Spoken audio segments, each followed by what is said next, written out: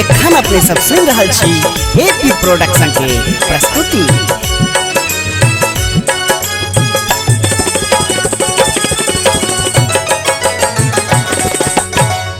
गौरी पुत्र गणेश यो अभियो मोर आंगन। गौरी पुत्र गणेश यो अभियो मोर आंगन। हरियो मोर कलेश यो गजराज गजानन।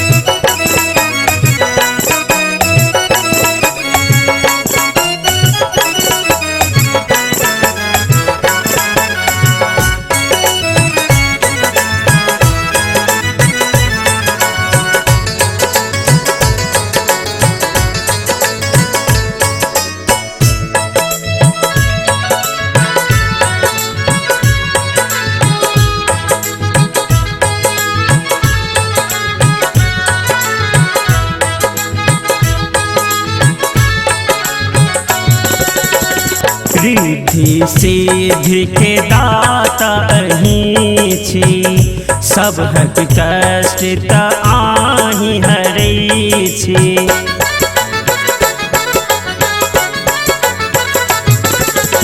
रिद्धि सिद्धि के दाता अहीं छी, सबहक कष्ट त आहि हरै छी।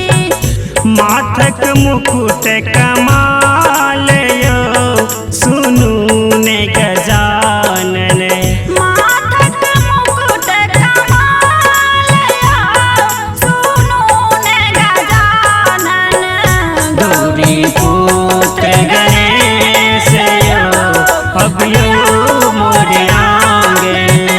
गौरी पुत्र गणेश यो अभियो मोर आंगन।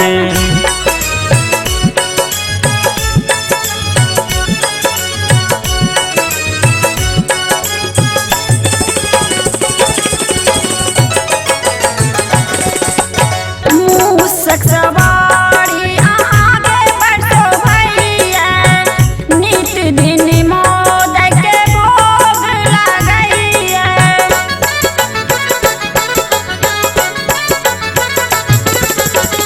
मूसक सवारी अहाँ के बरसो भैया, नित दिन लड्डूअन के भोग लगैया।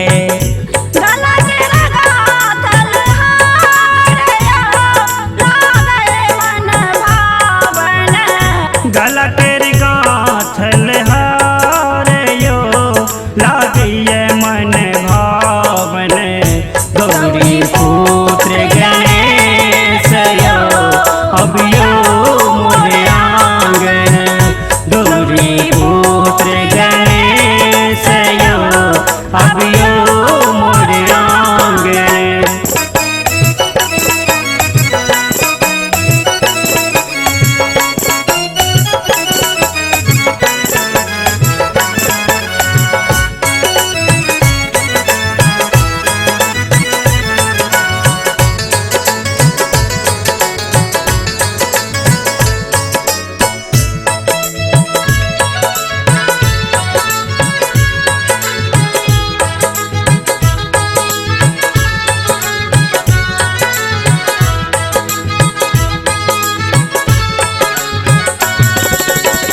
अहि पर अछि शीतल केरे आशा, रोहित लिखल अहीं केरे गाथा।